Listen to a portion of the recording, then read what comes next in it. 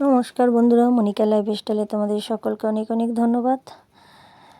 নতুন ব্লগ আমি বলছি, এটি একটি ছোট্ট নতুন ব্লগ ঠিকই, কিন্তু সেই পুরনো ব্লগের পুনরাবৃত্তি হতে চলছে। সেটা হলো, দেখো অনেক দিন আমাদের এখানে জল ছিল, সকলে মাছ টাছ ধরেছে, তোমাদেরকে দেখিয়েছি।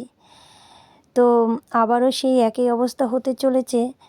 এখন তো রাতের দিকে আমার একটু দোকান সদাই করার প্রয়োজন, তাই বাইরে বেরিয়েছি। বৃষ্টি হলো, বিকেল থেকে বৃষ্টি নেমেছে, তো বড় বৃষ্টির চোটটা একটু থেমেছে। এখন অবধি ঠিকঠাক আছে রাস্তা, আর ঝিরিঝিরি বৃষ্টি হয়ে যাচ্ছে। তবে যা পরিস্থিতি, বোধহয় রাতের বেলা জল দাঁড়িয়ে যাবে এইভাবে করে বৃষ্টি হলে।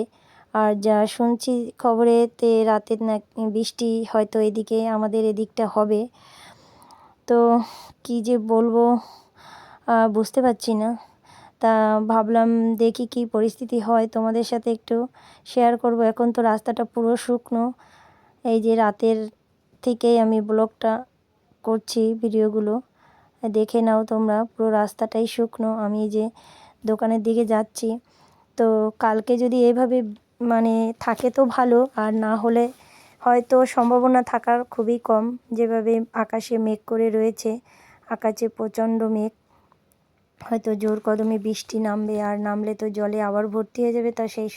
তাহলে তোমাদের অবশ্যই দেখাবো।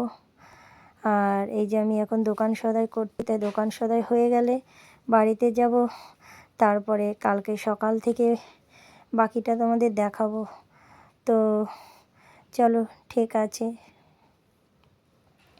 তো বন্ধুরা, সকালবেলা এই যে চলে আসলাম, দেখো যে কথা সেই কাজ। এতটাই বৃষ্টি হয়েছে রাতভর ঠিক বলবো না, মাঝরাতের দিকে নেমেছে, আর এই যে শেষ রাতের দিকের থেকে ভালোই হয়ে যাচ্ছে। তো দেখি উঠে সেই আগের মতোই অবস্থা, জল দাঁড়িয়ে গেছে। এবার জানি না, দেখো আকাশে কী মেঘ কতটা কি হবে। সেই আগের মতোই পরিস্থিতি, একদম সেম অবস্থা। তো আমি আবার একটু ছাতা নিয়ে বেরিয়ে পড়েছি তোমাদেরকে দেখানোর জন্য, যে দেখো সেই সেম অবস্থা। এর আগের ব্লকে যে তোমাদের যেভাবে দেখিয়েছি জলের পরিস্থিতি, এখনও সেই একই অবস্থা।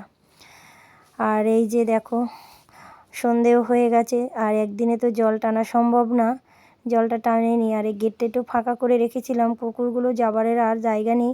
তা ভাবলাম ঠিক আছে, যেটুকু আমার ফাঁকা জায়গা আছে ওরা এসে যদি বসে তো ঠিক আছে। তো বসেছিল, যে আমাকে একটু দেখছে আমি একটু জলের দিকে যাচ্ছি, কমছে কিনা দেখার জন্য, তো বাইরে বেরিয়ে গেল।